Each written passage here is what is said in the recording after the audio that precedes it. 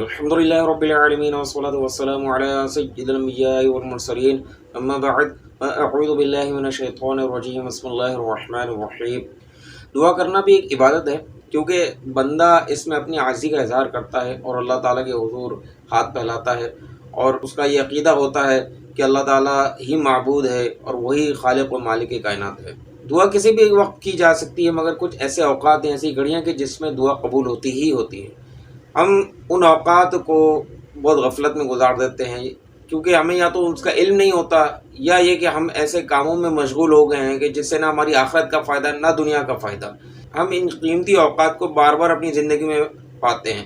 مگر ہماری ان غفلت کے باعث یہ گھڑیاں گزر جاتی ہیں اور ہم اللہ کا ذکر نہیں کر پاتے، درود شریف نہیں پڑھ پاتے، اپنے مسائل کے حل کے لیے دعا نہیں کر پاتے۔ اب اگر کوئی شخص ان اوقات کو غفلت میں گزار دے اور پھر کہے کہ میرے مسائل حل نہیں ہوتے، میری پریشانیاں ختم نہیں ہو رہی، میری الجھنیں ختم نہیں ہو رہی، تو پھر شکوہ اس کو اپنے آپ سے کرنا چاہیے۔ اس کی مثال یہ ہے کہ اگر کوئی شخص جس کو نوکری کی حاجت ہو، اس کو کمپنی خود آفر کرے، جاب کی آفر کرے، مگر وہ شخص لاپرواہی دکھائے اور جاب پہ نہ جائے، جوائن نہ کرے، اور جب آفر ختم ہو جائے اس کے بعد دوبارہ اپلائی کرے، تو ایسا ہی شخص کہ جس کو اللہ تبارک و تعالیٰ موقع دے رہا ہے کہ اس وقت وہ اللہ تعالیٰ کے حضور حاضر ہو جائے اور دعا کرے، اپنے مسائل کے حل کے لیے دعا کرے، اللہ تعالیٰ قبول فرمائے گا، اس کے مسائل حل فرمائے گا، لیکن وہ شخص غفلت میں گزار دیتا ہے، ایسے کاموں میں پڑا ہوا ہے کہ جس کی ممانعت کی گئی ہے، جو اللہ اور اس کے رسول کو پسند نہیں ہے، اور اپنے ان قیمتی اوقات کو، ان قیمتی گھڑیوں کو ضائع کر دیتا ہے۔ تو ہمیں ان چیزوں کا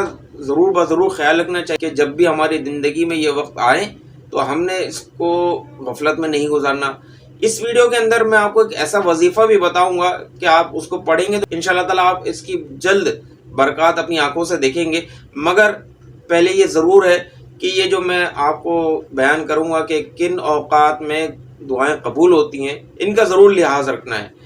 اور یہ وظیفہ جو میں آپ کو بتاؤں گا اس کو کس طرح پڑھنا ہے یہ بھی انشاءاللہ تعالیٰ میں اپنی اسی ویڈیو میں بیان کروں گا۔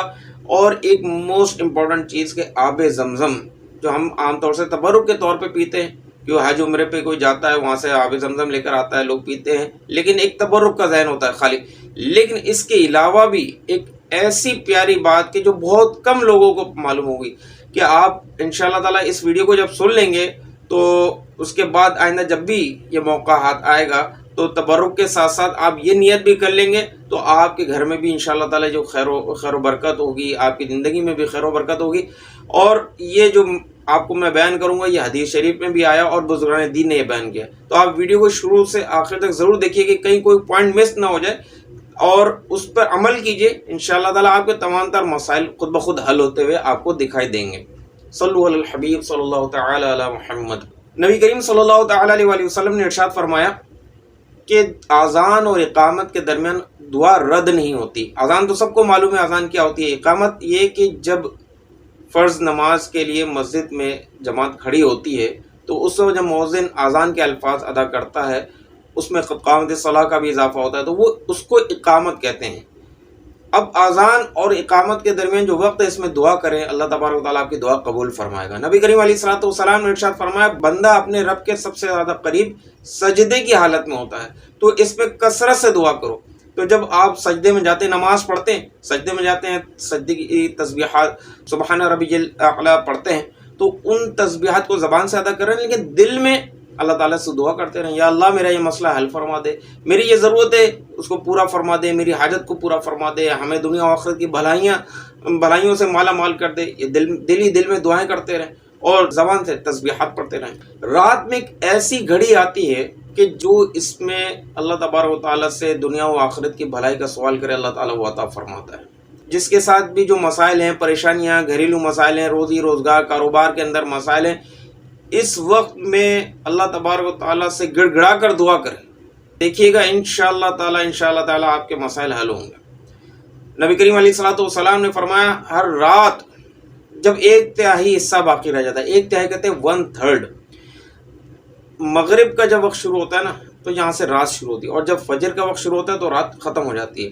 اب اس کو 3 حصوں میں ڈیوائڈ کر لیجئے۔ فار ایگزامپل کہ اگر 9 گھنٹے کی رات ہو رہی ہے تو اس کو 3 گھنٹوں میں ہم ڈیوائڈ کریں گے تو 3 گھنٹے کے حصے بنیں گے، تو آخری جو 3 گھنٹے یہ 1/3 کہلائے، تو آخری جو حصہ 1/3 حصہ ہے اس میں اللہ تبارک و تعالیٰ آسمان دنیا پر تجلی فرماتا ہے اور فرماتا ہے کوئی مجھ سے دعا کرنے والا کہ میں اس کی دعا قبول کروں، ہے کوئی مجھ سے سوال کرنے والا کہ میں اسے عطا کروں، ہے کوئی مجھ سے مغفرت مانگنے والا میں اس کو مغفرت عطا کروں۔ تو اللہ تبارک و تعالیٰ خود اس میں ارشاد فرمایا ہے کوئی دعا مجھ سے کرنے والا میں اس کی دعا قبول کروں، مجھ سے مانگنے والا میں اس کا سوال پورا کروں، اس کو عطا کروں۔ تو ہم اس وقت کو غفلت میں گزار دیں۔ بہت سے ایسے لوگ ہیں کہ جن کو یہ آخری 1/3 حصہ ملتا ہے رات کا، وہ جاگ رہے ہوتے ہیں، لیکن وہ کس کاموں میں گزارتے ہیں وہ ان کو خود کو معلوم ہے۔ اور ہماری جو جنریشن ہے، نیو جنریشن ہے، یوتھ ہے، وہ کن کاموں میں اس حصے کو گزارتے ہیں وہ ہم سب کو معلوم ہے۔ تو اب آپ یہ دیکھیے کہ جو ایسا قیمتی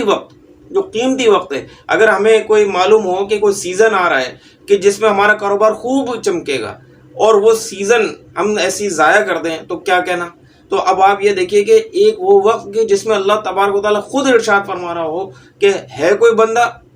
ہے کوئی جو مجھ سے سوال کرے میں اسے عطا کروں، اور وہ بندہ ایسے کاموں میں وہ وقت گزار رہا ہے کہ جس کی ممانت ہے، جس کی اللہ اور اس کے رسول نے خود ممانت فرمائی۔ رات میں جب بھی آنکھ کھلے رات میں، آپ یہ کلمات جو میں آپ کو بتا رہا ہوں یہ آپ کو اسکرین پہ بھی شو ہوں گے اور ڈسکرپشن میں بھی لکھ دیے ہیں، اور ویسے تو آپ نیٹ پہ جب بھی یہ حدیث سرچ کریں گے تو آپ کو یہ الفاظ وہاں مل جائیں گے، آپ اپنے پاس کاپی پیسٹ کر کے رکھ سکتے ہیں، دیکھ سکتے ہیں یاد کرنے کے لیے۔ یہ بہت آسان الفاظ ہیں، جب بھی رات میں آنکھ کھلے یہ پڑھ کر دعا کرے آپ کی دعا قبول ہوگی۔ نبی کریم علیہ الصلوۃ والسلام نے فرمایا جس کی رات آنکھ کھلے اور وہ یہ دعا پڑھے، لا الہ الا اللہ وحدہ لا شریک لہ لہ الملک ولہ الحمد وہو علی کل شیء قدیر، الحمد للہ وسبحان اللہ ولا الہ الا اللہ واللہ اکبر ولا حول ولا قوۃ الا باللہ۔ پھر کہے اے اللہ میری مغفرت فرما، یا دعا کرے اللہ تعالیٰ اس کی دعا قبول فرماتا ہے۔ جمعہ کے دن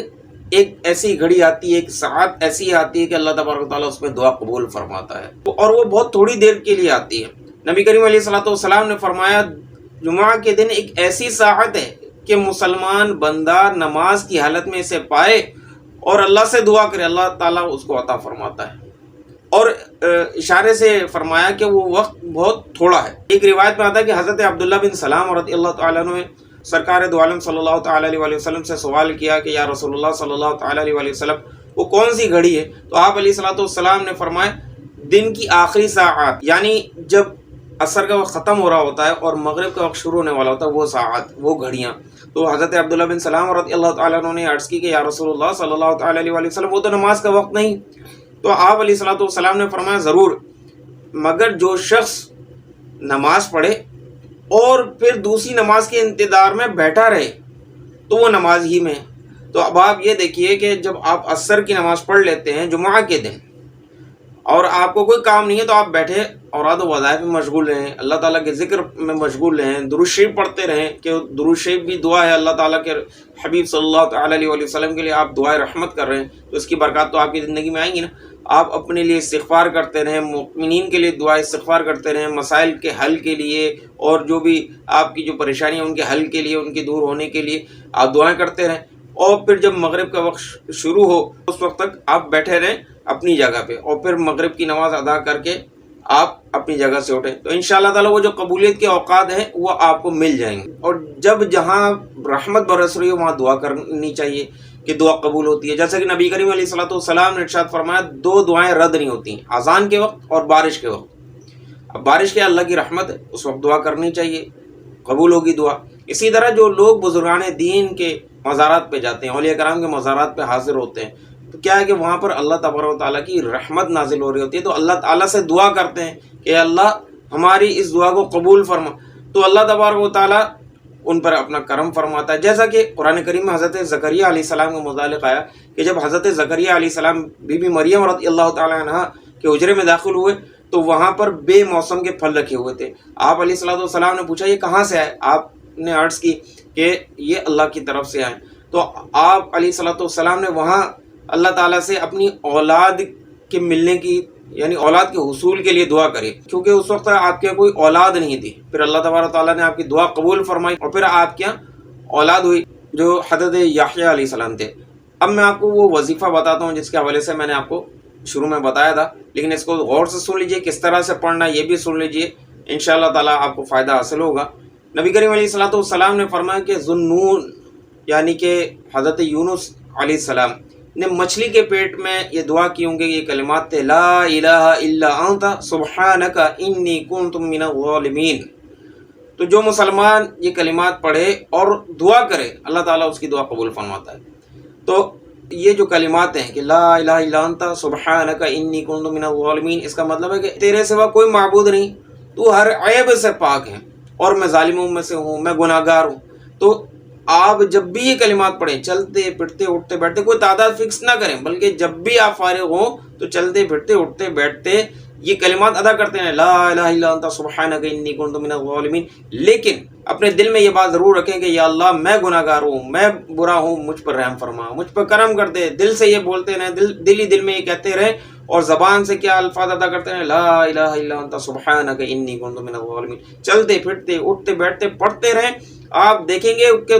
کچھ ہی دیر میں، کچھ ہی وقت میں انشاءاللہ تعالیٰ آپ کو اس کی برکات ظاہر ہوں گی۔ آپ کے جو بھی مسائل ہو، جو بھی اگر کام اٹک گیا ہو، آپ کو مسئلہ اچانک کوئی اٹک جاتا ہے، مسئلہ حل نہیں ہو رہا، تو آپ پڑھنا شروع کر دیں لا الہ الا انت سبحانک انی کنت من الظالمین، پڑھنا شروع کرتے ہیں اور کثرت سے پڑھنا شروع کرتے ہیں۔ مت دل میں یہ ہو یا اللہ میں گناہ گار ہوں، مجھ پر رحم فرما دے، میں گناہ گار ہوں، میں مجھ پر رحم فرما دے، مجھ پر رحم فرما دے۔ آپ پڑھیں گے انشاءاللہ تعالیٰ، دیکھیے گا آپ کا کوئی مسئلہ جو بھی اٹکا ہوا ہوگا وہ خود بخود ہی آپ کے لیے راہ کھلتی چلی جائے گی۔ اب آپ کو ایک ایسی چیز میں بتا رہا ہوں کہ اس کو ذرا غور سے سنیے گا۔ آب زمزم جو ہم پیتے ہیں، تبرک کے طور پہ پیتے ہیں عام طور سے، کہ حج عمرے پہ سے جو بھی ہمارے لیے آب زمزم لے کر آتا ہے، یا ہم خود بھی وہاں جب جاتے ہیں تو کیا ہے کہ آب زمزم پیتے ہیں کہ تبرک کے طور پہ پیتے ہیں۔ لیکن ایک ایسی چیز، ایسی برکت میں آپ کو بتانے جا رہا ہوں کہ اب آئندہ جب بھی آپ کو یہ موقع ملے، یہ نعمت ملے، تو آپ نے یہ کام بھی کر لینا ہے، یہ نیت ضرور کر لینی ہے، انشاءاللہ تعالی آپ کے جو بھی مسائل ہوں گے وہ حل ہو جائیں گے۔ نبی کریم صلی اللہ تعالی علیہ وسلم نے فرمایا ماء زمزم لما شرب له، کہ مائے زمزم، زمزم کا پانی جس نیت سے، جس مقصد سے پیا جائے اس کا وہ کام پورا ہوتا ہے۔ حضرت علامہ نووی رحمۃ اللہ تعالی علیہ وہ فرماتے ہیں کہ اس حدیث کا مطلب یہ ہے کہ جس حاجت کے لیے یہ مائع زمزم پیا جائے، زمزم کا پانی پیا جائے، اس کی وہ حاجت پوری ہوتی ہے۔ علماء اور صلحاء یعنی اللہ تعالیٰ کے نیک متقی پرہیزگار جو لوگ ہیں، اولیاء کرام ہیں، انہوں نے اپنی دنیاوی اور اخروی حاجات کے لیے ان مقاصد کی نیت سے اس کو پیا، اللہ تعالیٰ نے ان کو وہ چیزیں عطا فرمائی، اللہ تعالیٰ کے فضل سے، اللہ تعالیٰ کے کرم سے ان کو وہ مل گیا۔ حضرت حکیم ترمذی رحمۃ اللہ تعالیٰ علیہ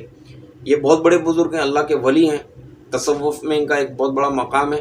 اور یہ حضرت ابو عیسیٰ ترمذی جنہوں نے سنن ترمذی لکھی ان کے علاوہ یہ فرماتے ہیں کہ جو مریض اس کو شفا کی نیت سے پیے اس کو شفا ملے گی، جو غم سے نجات کے لیے اس کو پیے گا اس کو غم سے نجات ملے گی، جو کسی حاجت کے لیے پیے اس کو اس میں مدد ملے گی۔ ایک بہت بڑے محدث ہیں حضرت ابن خزیمہ رحمۃ اللہ تعالیٰ علیہ، بہت بڑے محدث ہیں، بہت بڑے عالم، اور امام بخاری امام مسلم کے دور کے ہیں، انہوں نے حدیث کی کتاب لکھی صحیح ابن خزیمہ کے نام سے ہے، اور ان کے بہت بڑے بڑے محدثین ان کے شاگرد بھی رہے ہیں۔ ان سے کسی نے پوچھا آپ کو اتنا علم کہاں سے حاصل ہوا، کیسے حاصل ہوا؟ تو آپ نے فرمایا کہ اللہ کے رسول صلی اللہ تعالی علیہ وسلم نے فرمایا کہ زمزم کا پانی جس مقصد سے، جس نیت سے پیا جائے اس کا وہ کام پورا ہوتا ہے۔ تو میں نے اس کو پیا اور اللہ سے دعا کی کہ اللہ مجھے علم نافع عطا فرما، وہ علم عطا فرما جس میں نفع ہو۔ تو آپ بہت بڑے محدث بنے، بہت بڑے عالم بنے، بہت بڑے فقیہ بنے۔ سائنس کہتی ہے کہ آب زمزم کے اندر میگنیشیم اور کیلشیم کی مقدار دوسرے پانیوں سے بہت زیادہ ہوتی ہے، اور اس کے اندر فلورائڈ بھی موجود ہوتا ہے۔ یہ چیزیں جسم کو کی توانائی کے لیے بہت زیادہ مفید ہیں۔ اس کے اندر ایسے ایلیمنٹس موجود ہیں جو ڈپریشن کو کنٹرول کرتے ہیں۔ اس کے اندر غذائی قوت بھی ہے، یعنی کہ ایک آدمی کو جو غذا کے ذریعے قوت حاصل ہوتی ہے، آب زمزم کے اندر وہ صلاحیت، وہ قوت ہے کہ انسان کو وہ چیزیں اس پانی سے حاصل ہو جاتی ہیں۔ کیونکہ آدمی پانی پیتا ہے تو خالی پیاس بجھتی ہے، لیکن اس کو وہ طاقت، وہ قوت نہیں ملتی جو غذا سے ملتی ہے، جو روٹی سے ملتی ہے۔ لیکن آب زمزم کو اگر آپ غذا کے طور پہ پیئیں گے تو آپ کو وہ طاقت اور قوت ملے گی، آپ کے اندر وہ انرجی آئے گی جو ایک غذا سے حاصل ہوتی ہے۔ الحمدللہ یہ بغیر کسی فلٹر پروسیس کے سے گزرے اینٹی بیکٹیریل بھی ہے اور پیور بھی ہے۔ جیسے اور دوسرے پانی ہوتے ہیں ان کو جو ہے ہم نے کیمیکل پروسیس سے گزارنا ہوتا ہے، فلٹر سے گزارنا ہوتا ہے، اس میں مختلف کیمیکل ڈالے جاتے ہیں تاکہ اس کے جو جراثیم مر جائیں، لیکن الحمدللہ یہ اینٹی بیکٹیریل ہے اور پیور ہے، اس کو کسی فلٹر پلانٹ سے گزارنے کی ضرورت نہیں پڑتی الحمدللہ۔ تو آئندہ جب بھی ہو تو ان تمام چیزوں کا جو میں نے آپ کو ویڈیو میں بتائی ہیں، ان چیزوں کا خیال ضرور رکھنا ہے کہ وہ وقت کہ جو اللہ تعالیٰ نے قبولیت دعا کے لیے رکھے ہیں ان میں ہم نے اللہ تعالیٰ کا ذکر خاص طور پہ کرنا ہے، درود شریف پڑھنا ہے، اپنے لیے اور مومنین کے لیے دعا کرنی ہے اور اس کو غفلت میں نہیں گزارنا۔ دوسرا یہ کہ جو میں نے آپ کو وظیفہ بتایا وہ کس طرح پڑھنا ہے، اس کا خیال رکھنا ہے۔ تیسرا آب زمزم کس طرح سے پینا ہے کہ آب زمزم پیتے وقت اگر آپ یہ نیت کر لیں گے کہ یا اللہ میں یہ پی رہا ہوں، اس سے مجھے دنیا آخرت کی بھلائیاں عطا فرما، میرے مسائل حل فرما دے، میری پریشانی دور فرما دے، میری یہ حاجت پوری فرما دے، اللہ تبارک و تعالیٰ آپ کی وہ حاجت پوری فرمائے گا۔ تو اب آپ جب بھی آب زمزم پئیں تو وہ نیت کر لیجئے، اور جو بھی ہو دعا ہمیشہ جائز کاموں کے لیے کریں، ناجائز کاموں کے لیے کوئی بھی دعا نہ کریں کہ میں فلاں کام ہے جو ناجائز ہوگا، جو اللہ اور اس کے رسول نے منع کیا ہوگا، وہ کام کے لیے دعا بالکل بھی نہ کریں، جائز کاموں کے لیے کریں۔ اور ہمیشہ دنیا اور آخرت کی بھلائی کا سوال ضرور کیا کریں کہ یا اللہ مجھے دنیا اور آخرت دونوں کی بھلائیاں عطا فرما۔ صلو علی الحبیب صلی اللہ تعالی علی محمد۔